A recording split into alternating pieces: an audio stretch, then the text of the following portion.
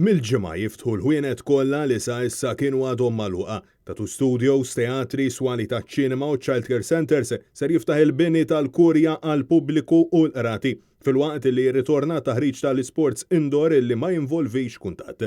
Fejn jitlu gyms dawn mhux ser jkunu qed jiftħu għada minħabba l-fatt li għadhom ma rċevewx il-protokolli neċessarji bit-tir huwa li jiftħu l-ġimgħa d-dieħla. Fost l-oħrajn qed jiġi propost li persuna ma tistax iddum aktar minn siegħa u nofs fil-ġim u li jkun hemm massimu ta' 20 persuna jitħarġu f'daqqa waqt li jżommu distanza ta' persuna kull 6 metru kwadru. Fil-waqt li mhux ser ikunu qed jitħallew jintużaw ix-showers tal-binja.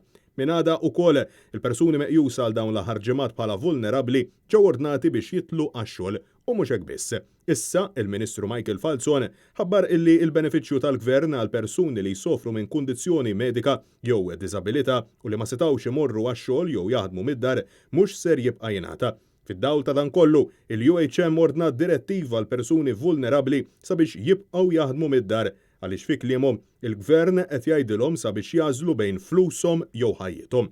Għada jiftħu wkoll l-iskejjel madwar Malta u Għawdex, inkluż iċ-ċentri ta' kindergarten, skejjel terzjarji, kulleġġi u l-università, bl-MUT ukoll torna direttivi din id-darba għall-għalliema sabiex ma jidħlux lura għax-xogħol tal-għaliex l-Unjen qed tisħaq illi ma kienet involuta fl-ebda diskussjonijiet dwar din id-deċiżjoni u nsistiet illi l-postijiet tax-xogħol tal-għalliema għadhom mhux attrezzati u sikuri skont il-protokolli.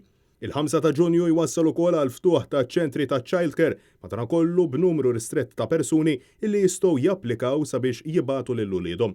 Il-ġimgħa ser ikunu qed jiftħu l-bibien tagħhom għal pubbliku l-qrati Maltin fejn il-ġudikant ser ikun qed jirregola n-numru ta' nies illi jitlu fl-awla fl-istess ħin. Fil-waqt illi fil-kawżi ċivili il-partijiet m'għandhomx jattendu l-qorti jekk ma jkunx hemm bżonn il-preżenza tagħhom waqt ismieħ tal-kawża. Il-Knisja ser tiftaħ il-kurja tal-Arċisqof għal pubbliku iżda bħala miżura ta' prekawzjoni kull min għandu bżonn iżur l-uffiċċji irid jagħmel dan b'appuntament. Fil-waqt li ser ikunu qed jinfetħu wkoll l-ispazji pubbliċi, is-Superintendent ta' Saħħa Pubblika qed tpoġġi limitu ta' 75 persuna li jistgħu jkunu flimkien fl-istess ħin. Intant tul il-jum tħabbar li n-numru ta' każi attivi ta' COVID-19 f'Malta niżel għall anqas livell fl-aħħar ġimgħat, kif ma kien irreġistrat l-ebda każ pożittiv ġdid ta' coronavirus fil-waqt li kien hemm 14-il każ ta' persuni illi fiequ.